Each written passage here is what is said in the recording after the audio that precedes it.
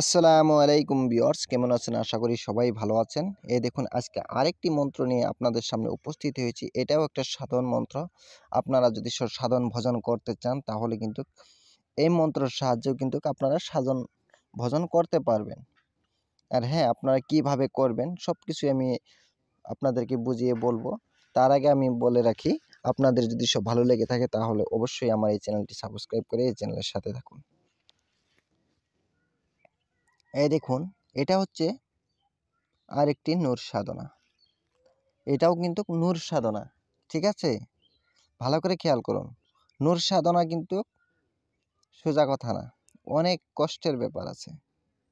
আর এই সাধনার লাভ করতে পারলে আপনার অনেক কিছু করতে পারবেন। একটা আপনি কামিলিতি হয়ে গেলেন, ঠিক আছে? আমি মন্ত্রটি দেখাচ্ছি আপনাদেরকে, ভালো করে দেখে নেন। আমি এই মন্ত্রটি কিন্তু আপনাদেরকে বলে দিতাম না, এরপরও আমি বলে দিচ্ছি এর জন্যেই, কারণ এটা হাতে লেখা, এটা আমার গুরুর হাতে লেখা। আপনাদের হয়তো বা বুঝতে অসুবিধা হবে বা এই লেখাগুলো ধরতে অসুবিধা হবে, হয়তো বা আপনাদের কোনো জায়গায় ভুল হয়ে যেতে পারে।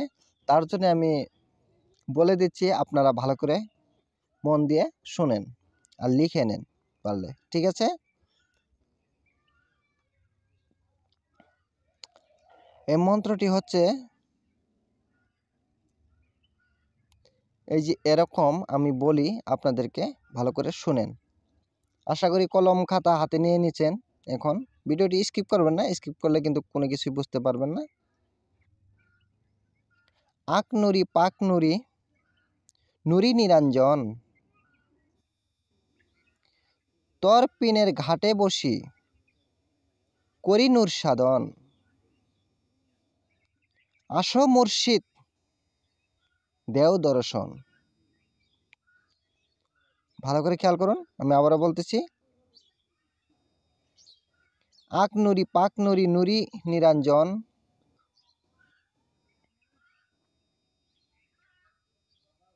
তর পিনে ঘাটে বসে করি নূর সাধন,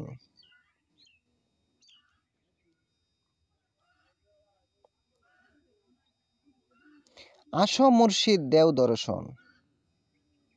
ভালো করে খেয়াল করেন মন্ত্রটি, আমি আবারও বলতেছি। আক নুরি পাক নুরি নুরি নিরঞ্জন, তর পিনের ঘাটে বসে করি নূর সাধন, আসো মুর্শিদ দেও দর্শন। আক নুরি পাক নুরি নূর নিরঞ্জন,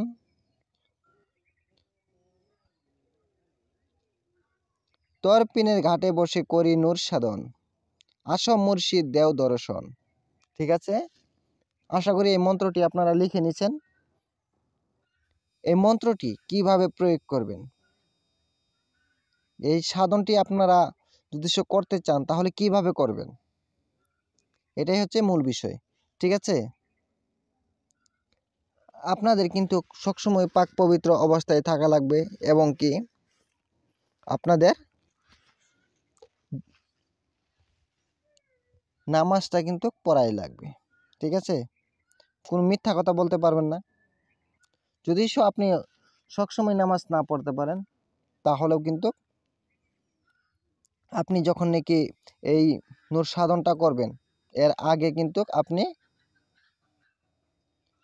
নফল নামাজ পড়ে আল্লাহর কাছে চেয়ে তারপরে আপনি এই সাধনটা স্টার্ট করবেন। ঠিক আছে?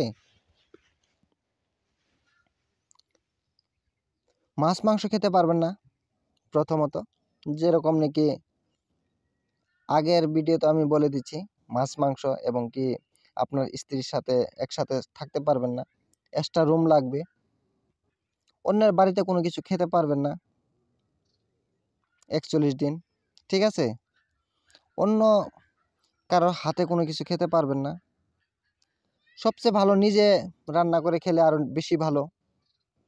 ঠিক আছে? এই কাজগুলো যদি আপনি করেন, তারপরে কিন্তু আর কোন দিন থেকে আপনি এটা শুরু করবেন, এখানে কিন্তু আরেকটা বিষয় আছে। কোন দিন থেকে আপনি শুরু করবেন এই কাজটা,